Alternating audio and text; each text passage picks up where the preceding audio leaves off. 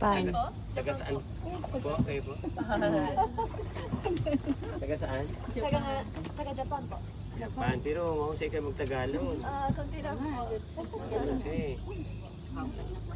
Mag-volunteer ba kayo dito sa Philippines? Mag-volunteer ba kayo sa Philippines? Mahusay kayo mag-Tagalog? Mag-volunteer kayo? Mag-volunteer kayo sa Philippines? Mahusay kayo mag-Tagalog? Nag-aaral kami sa Manila. UP sa course. Okay. Ate Mayo. Okay, welcome to Palawan. Welcome to Mangrove Paddle Boat Tour. Yun po nga. Dito lang. Ang ating tour site. Ito Mangrove Tour. We are People's Organization. Ang mga membro ay karaniwang mga tao lang po kami sa ating komunidad. Tinatawag kaming CBST, Community Based for Sustainable Tourism. Dahil pinoprotektahan natin ang ating kalikasan for sustainable future of tourism industry.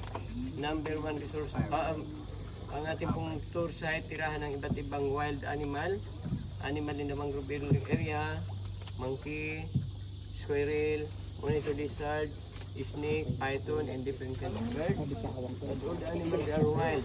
Now you can see snake. Kaya po, makikita nyo ahas yan sa sanga. Hanapin sa sanga. Asan ba yung snake?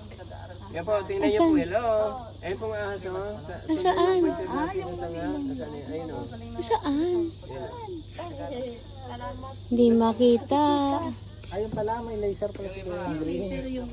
Ayun. Asan daddy? Tingnan mo yung green niya. Ayun yung green ko yan. Oo, hindi ko na makita. Ano parang, ano sila, camouflage no? Natakpan lang. Kaya, hindi may Name of river, Sabang River. Ang tubig po dito, brackish water. Combination of fresh and salt water. Seawater, ano po? Seawater coming and fresh water from the mountain. Mixed in this area. Ang tanong, saan sila naghihiwalay?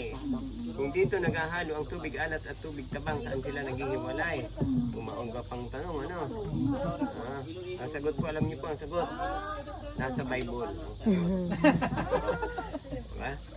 Ayon po sa Bible, sa Ecclesiastes 1:7, lahat na ilog, umaagos o punta sa dagat, hindi na pupuno ang dagat dahil ang tubig ay bumabalik sa pinanggalingan niya para umagos uli. Paano po yun nangyayari? So naghahalo na nga dito, fresh and salt water, magkasama sila lalabas sa dagat. Pero dahil po mabigat ang tubig alat, kaya napapaibabaw ang tubig tabang. Pag ilang araw at nag-evaporate na at naging ulap na yun, totally naghiwalay na siya sa tubig dagat, tubig alat. Ano? So ngayon, ang tawag natin doon, water cycle evaporation or water cycle. Pero more than 3,000 years in advance po nasa Bible na yun. Kasulat, bago pa yun ma-discover ng mga scientists. Kaya original answer from the Bible. Yan, di ba ngayon mayroong panukala, agree ba kayo na gawing obligatory yung pagbabasa ng Biblia ng mga elementary at high school? Si Rizal po, big 4 siya mag-grade 1. Walang ibang aklat kasi noon. Ang tanging aklat, learning material sa ginamit ng nanay niya ay Bible. So marami po tayong tutuhan, practical pa rin hanggang ngayon. Actually po, brackish water is a cleaning process of water to make sustainable the water in the earth. For example, in the city, katulad ng Metro Manila, maraming tao, everyday they use water.